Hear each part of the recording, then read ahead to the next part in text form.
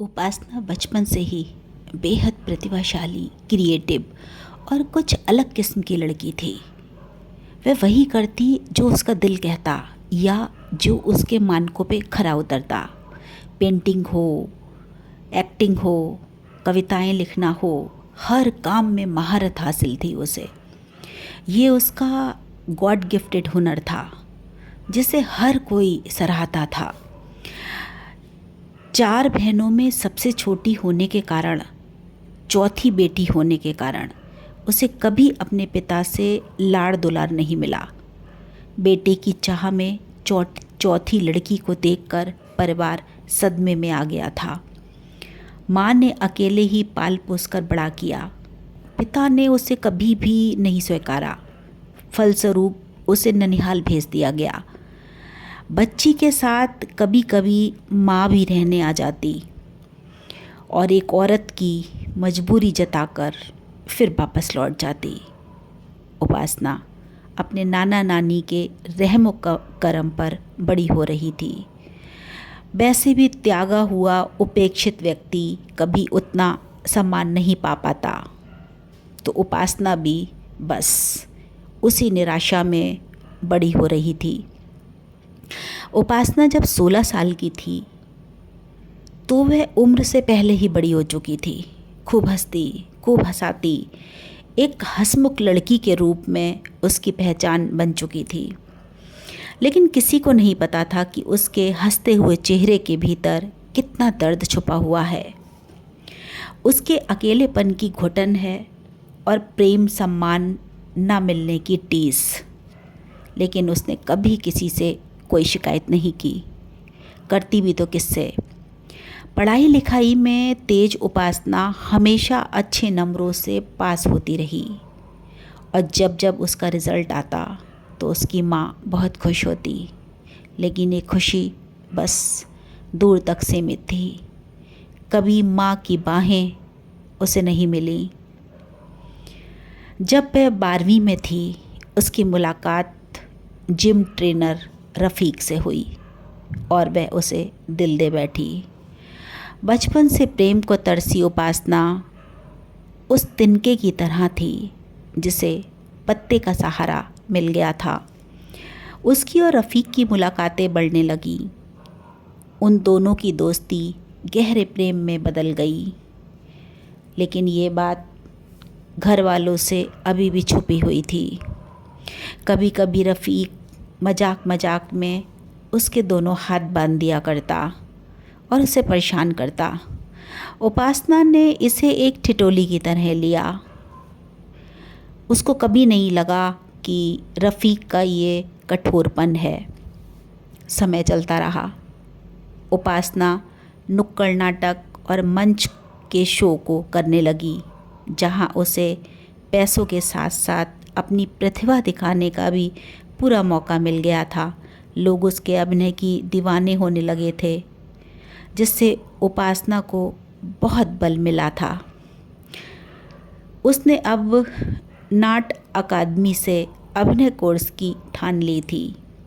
मंच के नाटकों से जो थोड़ा बहुत पैसा मिलता था, उस पैसे को वह तिनका तिनका जोड़ने लगी और फिर 1 साल बाद उसने भारतेंदु नाट्य अकादमी लखनऊ में दाखिला ले लिया। 3 साल के बाद जब वह एक सफल कलाकार बन के बाहर निकली तो रफ़ीक उसका इंतज़ार कर रहा था। इधर उपासना नौकरी की जद्दोजहद में लगी थी क्योंकि उसे अपना भविष्य बनाना था। उधर रफ़ीक शादी के लिए दबाव डालने लगा था। उपासना के पिता का रुख उम्र के साथ कुछ बदला था। उन्होंने उसे अपने पास बुलाने को कहा था, लेकिन अब उसके लिए पिता का नाम मर चुका था। उस शख्स से वह बहुत दूर जा चुकी थी जो उसका पिता था।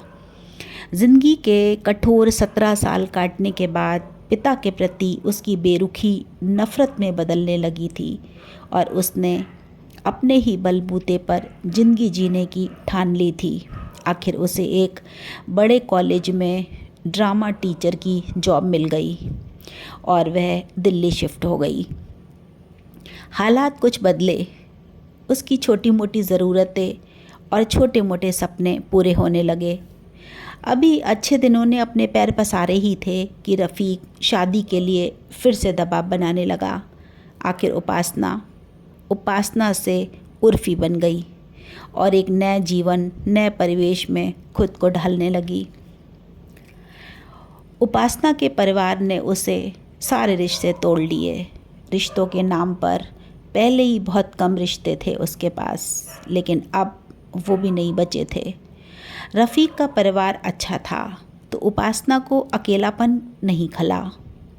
समय बीतने लगा, 5 साल गुजर गए।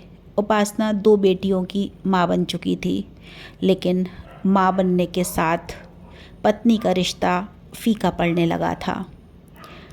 रफ़ीक उपासना के बढ़ते हुए वजन और उसकी व्यस्तता की वजह से उसे ताने देने लगा।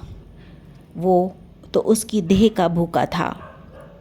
नौकरी भी उसकी प्राइवेट थी जो छूट गई थी, वो भी उसकी आदतों की वजह से छूटी थी। वह उपासना के खर्चे पर पलने लगा। जब तब उसके मन में हीन भावना आने लगी और वह उससे ग्रसित हो गया।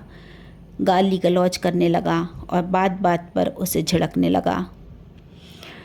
वो काफ़ी नीचे गिरता जा रहा था। तकरारें बढ़ने लगी।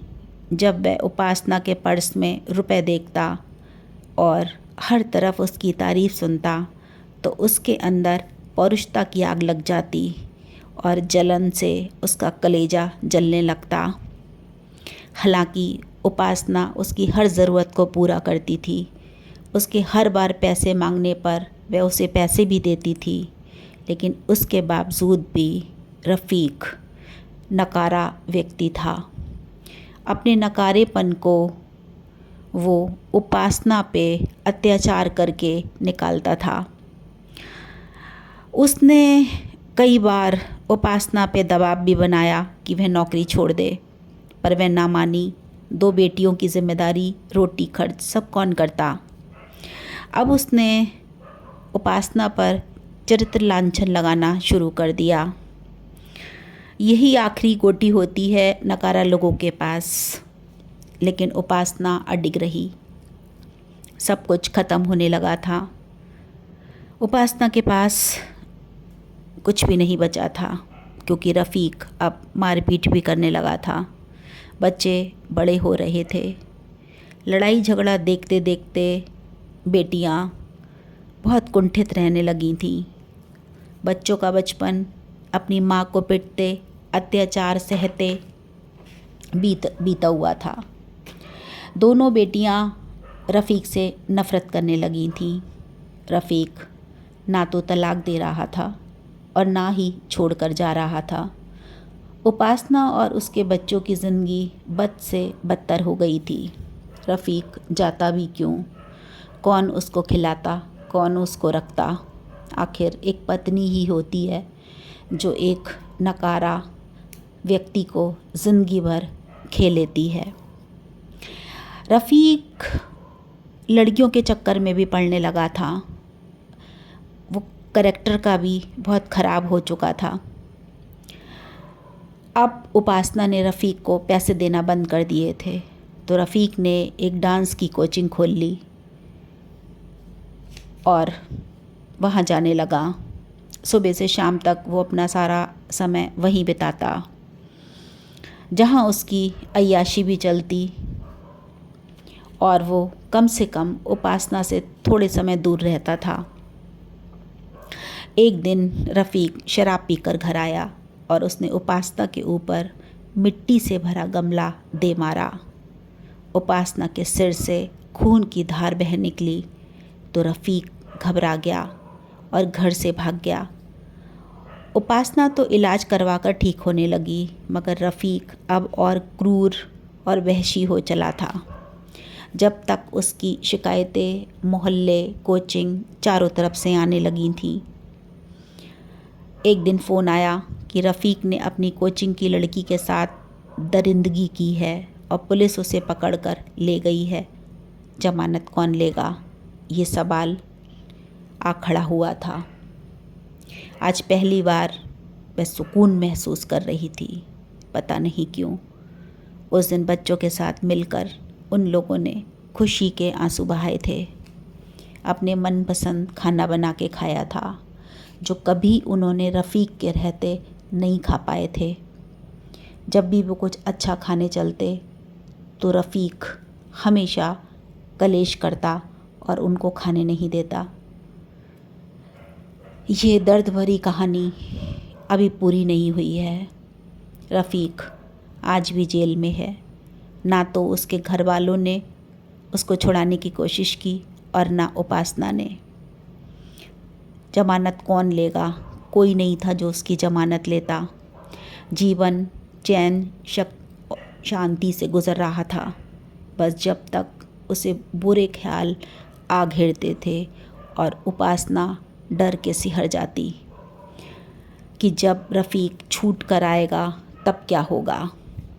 अब बारी थी बेटियों की, जो दोनों बेटियों ने उपासना को हिम्मत दी और उसको समझाया कि अब हम 3 रहेंगे, रफ़ीक से हमारा कोई मतलब नहीं है। मकान तो उपासना की तिल तिल कर जोड़ी कमाई का था। सो बेटियों ने फ़ैसला ले लिया था कि अब रफ़ीक के लिए दरवाज़े हमेशा के लिए बंद हो चुके हैं। और उपासना ने भी खुद को चंडी माँ के रूप में तैयार कर लिया था। उसने अपने अंदर इतनी शक्ति भर ली थी कि वो हर स्थिति का मुकाबला हिम्मत से कर पाएगी। 4 दिन बाद उसका मुंबई में बड़ा नाटक का शो था और वह उसकी तैयारी में जुट गई।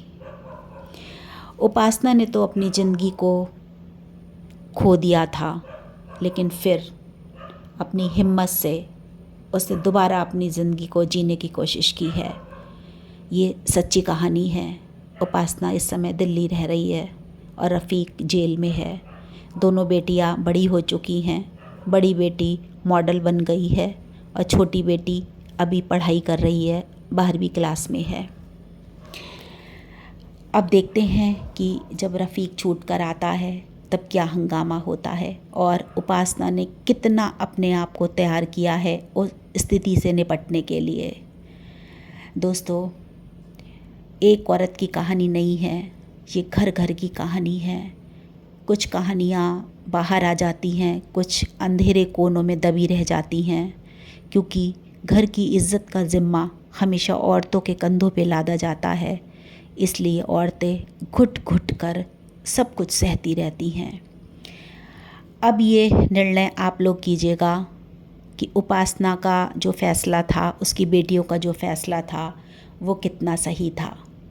उन्हें ये फ़ैसला लेना चाहिए था या नहीं लेना चाहिए था, और लेना चाहिए था तो पहले ले लेना चाहिए था। चलिए दोस्तों, फिर मैं आपके सामने और अच्छी कहानियों को लेकर आती रहूँगी, सच्ची घटनाओं को। अगर आपको मेरी कहानी दिल को छुई हुई हो तो आप ज़रूर चैनल को सब्सक्राइब कर लेना।